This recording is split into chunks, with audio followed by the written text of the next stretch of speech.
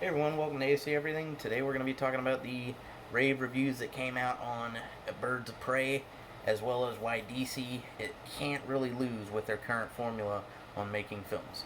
Now, if you don't know, the last two films that DC has brought out have been The Joker, and of course, Birds of Prey that just came out, as well as Wonder Woman comes out in July, I believe.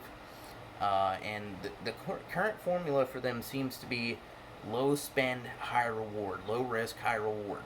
And that seems to be how they're approaching their films at the moment, which makes sense considering the massive loss that they took from Justice League, as well as the disappointing results from Batman v Superman and other films. Now, basically, the last few films they've been bringing out have all done very well. Shazam came out and did very well. The Joker came out and did very well. Aquaman came out and did very well. In fact, made over $1 billion, which is way more than was expected from that film. I personally thought it was just okay, but I know a lot of people loved it. It came out to $1 billion, which is big for a December movie. And on all these films, they just seem to be spending a lot less money. They only spent, I believe, 65, $70 million making the Joker. They only spent $97 million making Birds of Prey, which is currently expected to open up to between $49 and $60 million, which is more than half the budget in its first weekend.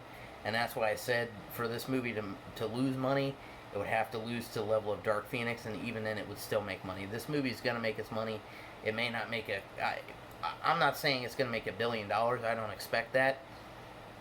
I expect it to open up to around probably around 50, $60 million, and it'll probably end up making around $400 to $500 million if I had to guess. Maybe 600, 700 million. I don't know. Suicide Squad did make a lot of money, to be fair, and this film, irregardless, seems to be like it's going to be a lot better than Suicide Squad. It opened up to a 92% on Rotten Tomatoes. I think it currently sits at 91%. Now, I'll be honest, I'm still a little bit skeptical on those reviews. I expect it to be more of a 70 to mid to high 70% rating on the fan score on Flickster and through Fandango. I expect that's where the rating's probably going to be. I don't expect it to do anywhere near 90% that way. I wouldn't expect that. But the reason DC just can't lose is just because they're risking a lot less money. Now, I'm not saying they can't come out with a lot, with a movie that does bomb, but the fact is they're just not going to lose a lot of money if they're only spending $100 million making a solo movie. Wonder Woman, I would expect Wonder Woman 1984 to be in that realm of spending, considering they only spent $100 million on the first film. So it just seems like they're spending a lot less money on these films, and it's opening them up to a point where they're able to make a lot more profit. Keep in mind also that this year and next year we just don't have. I believe next year we'll probably have a little bit more from Marvel, but this year we just don't have a lot. Whereas they're coming out with smaller properties. Next year is going to be a big year for DC. I would say they got 3 films coming out. They got Black Adam coming out. They got the Suicide Squad, and they have the Batman. Now that's going to be a big film for them. I would expect them to risk low money on all these films, and I think it's going to open them up to a field where they're going to make a lot more money. I think they still have a lot to figure out. I think a lot was left behind when it came to all the money they lost with Justice League. I think that really destroyed their plans. I think they really came out the gate and they were rushing. They were just trying to rush to catch up with Marvel, whereas they should have taken their time the way they are now. Right now, they're coming out with solo films and small team-up films with little-known characters and stuff like that, especially, for example, with Birds of Prey, the Huntress, and the Black Canary are not widely known characters. They're low-level characters.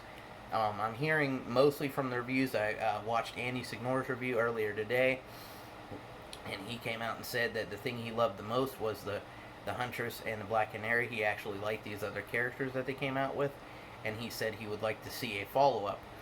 And I hope that they do a follow-up. I've read that the cast actually wants to do a crossover with Wonder Woman. I'm not sure if I'm a big fan of that idea, but I'm interested in it.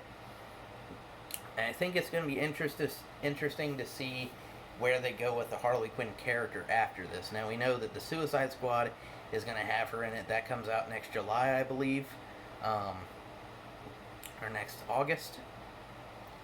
Black Adam comes out in December, by the way. Comes out December 21st. The Batman comes out in July, and I think the Suicide Squad comes out in August or something like that. So in excess of these films are going to come out very close together. Now after Wonder Woman 1984, we got a long wait for any DC film, so keep that in mind. You're not going to see another DC film for almost a year. But once we get there, they're going to be coming out pretty quickly. I want to hear more updates on Booster Gold. I've just not seen anything. I seen at one point that the script was done and ready to go, and they were just waiting to see what DC is going. As far as I know, it's still in development, but there's not been any casting or anything like that, any casting decisions made or anything like that. And I really like to see DC get this movie done. Booster Gold is not a well-known character, but I mean, he's a big character for them, especially in comics. He actually saved the entire multiverse on his own. Him and the Blue Beetle have fought Superman. He legitimately is a cool character. A little bit more realistic. He's a little bit of a douchebag, but a very cool character. He's more of what I think a lot of humans would end up being if they got their hands on a power ring and became a superhero. I think he's more of what the average human would actually be like. Now, we all like to dream that we'd be a superhero like Superman, and we'd be pure and hopeful and just care about justice, but let's be honest, a lot of us would be looking for the money and stuff. And that's what Booster Gold is, and I hope that they get this film done. I would even just like to see him in a series on DC Universe. I haven't used DC Universe in a while, because honestly, besides Titans, it's not very interesting to me. Doom Patrol was okay, but Titans was the main inhibitor, the main interest for me when I went into that streaming app, and it's okay and it's not bad. I like Titans, but I'd like to see them do more, and a Booster Gold series would be just what I needed to get back into that streaming app. So I hope they come out with more. It's just been, with the DC Universe app, it's just been a lot of mismanagement and stuff. And I think that's the biggest reason the WB has struggled cinematically and in film, is because they've just had a hard time working with directors and stuff like that. I think they're doing a little bit better now. Patty Jenkins came back for Wonder Woman 1984. Hopefully Kathy Yan will be back for the sequel to Birds of Prey, because I fully expect it to make its money. I fully expect it to do at least okay with fans. I fully expect them to announce the sequel pretty quickly. It's already done well with critics. I'm still skeptical about that. I don't know. The one problem I do have, and this is something that the quartering actually did point out, that I actually agree with him on, is that he actually pointed out that the Joker only got rated 68%, and somehow Birds of Prey got rated 92%. That's highly questionable, to say the least. I mean, you're talking about the Joker, which is right now is actively nominated for multiple Oscars. I believe is swept in all categories and may win actively in multiple of them. And you're talking about that compared to this film, which looks okay at best. I'll be honest. I think it'll be good, but it just doesn't look great. So it's unusual to see that rating system set that way. But I hope it does okay.